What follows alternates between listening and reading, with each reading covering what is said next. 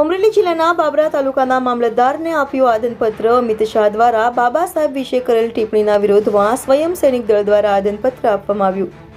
બાબરા મામલતદાર સાહેબને આવેદનપત્ર આપીને સ્વયં સૈનિક દળ દ્વારા જણાવવામાં આવ્યું, अमित शाह द्वारा आम्बेडकर एवी एक फैशन चल रहा है।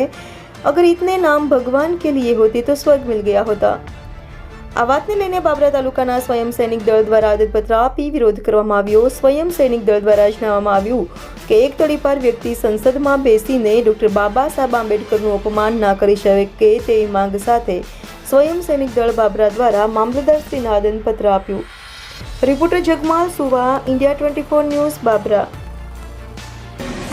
अभी एक फैशन हो गया है, आम्बेडकर आम्बेडकर आम्बेडकर आम्बेडकर आम्बेडकर आम्बेडकर। इतना नाम अगर भगवान का लेते तो 7 जन्मों तक स्वर्ग मिल जाता। साहेब विषय एवो छे, स्वयं सैनिक दल एसएसडी नामનું સંગઠન છે, એના માધ્યમથી આવી છે। એ વિષયમાં એવું છે કે ભૂતપૂર્વ તડીપાર વર્તમાન ભારત દેશના જે કઈ ગૃહમંત્રી અમિત શાહ એના દ્વારા ડોક્ટર બાબા સાહેબ ભીમરાવ આંબેડકરજીના અપમાન બદલ દેશના ગૃહમંત્રી પદેથી રાજીનામું લેવા બાબત છે કે 17/12/2000 રોજ રાજ્યસભાના સત્ર દરમિયાન ભૂતપૂર્વ તડીપાર અને વર્તમાનના દેશના ગૃહમંત્રી અમિત શાહ દ્વારા વ્યક્તિત્વ આપવામાં આવ્યું, જેમાં તેને ડોક્ટર બાબા સાહેબ ભીમરાવ આંબેડકરજીનું અપમાન કરવામાં આવ્યું છે। જેમાં એવું કહે છે કે અભી એક ફેશન ચલ रहा है, आम्बेडकर आम्बेडकर आम्बेडकर। इतना अगर भगवान का नाम लेते तो 7 जन्म का स्वर्ग मिलता। હવે આ જાતિવાદી છે કે માનસિકતા છે મનુવાદી રેડ, એટલે જો દેશના ગૃહમંત્રી હોય જે આખા દેશ સંભાળી બેઠા, એને એટલું માનું કે ભાન ન હોય કે ભારતના SC ST OBC 85% લોકો જે સંવિધાનના માધ્યમથી આજે કઈ મનુવાદી કાયદાના જે કઈ નર્ક હતું એ નર્કમાંથી બહાર કાઢીને બાબા સાહેબ ભીમરાવ આંબેડકરીએ એક જીવતા બધાને જીવન સ્વર્ગ આપ્યું છે 85% લોકોને, જે SC ST OBC છે।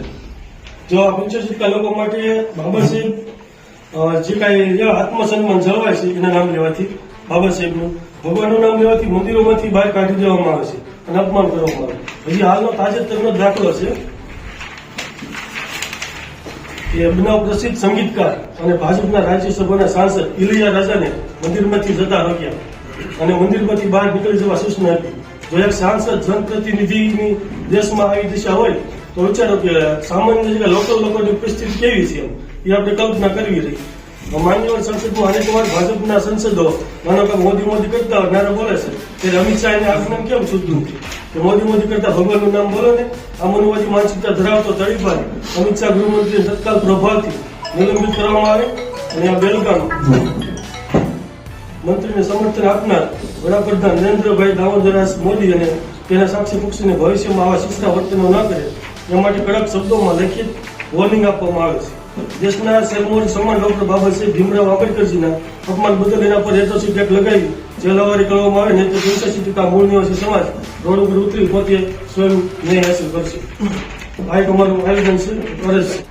गुजरात के अमरेली डिस्ट्रिक्ट में जो अमित शाह ने राज्यसभा में हमारे नायक महानायक जो बाबा साहेब आम्बेडकर है उसके बारे में जो अभद्र टिप्पणी की है कि आम्बेडकर आम्बेडकर बोलने की फैशन हो गई है और जो भगवान के नाम लेते तो स्वर्ग मिलता, तो आज इसके विरोध में हम गुजरात के अमरेली ज़िले में कलेक्टर को आवेदन पत्र दिया है और हमारी ये मांग है कि जो गुजरात से तड़ीपार होके जो देश के गृह मंत्रालय में बैठा हुआ है उस अमित शाह को जल्द से जल्द उसकी जो पोस्ट है वहाँ से बरतरफ किया जाए, वरना ये देश के मूल निवासी जो लोग हैं वो लोग रोड पर उतरेंगे और उग्र से उग्र आंदोलन करेंगे, क्योंकि ये देश है वो मनुस्मृति से नहीं चलता।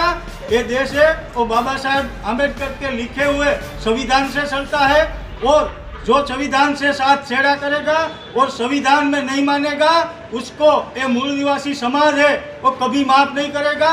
आने वाले दिनों में जो हमारी मांगे पूरी नहीं होगी तो हम रोड पर उतरेंगे और करे से करे आंदोलन करके हम सक्का जाम भी करेंगे, क्योंकि ये देश है उस देश में मूल निवासी नायकों का अपमान इस देश के मूल निवासी समाज कदाई माफ नहीं कर सकते।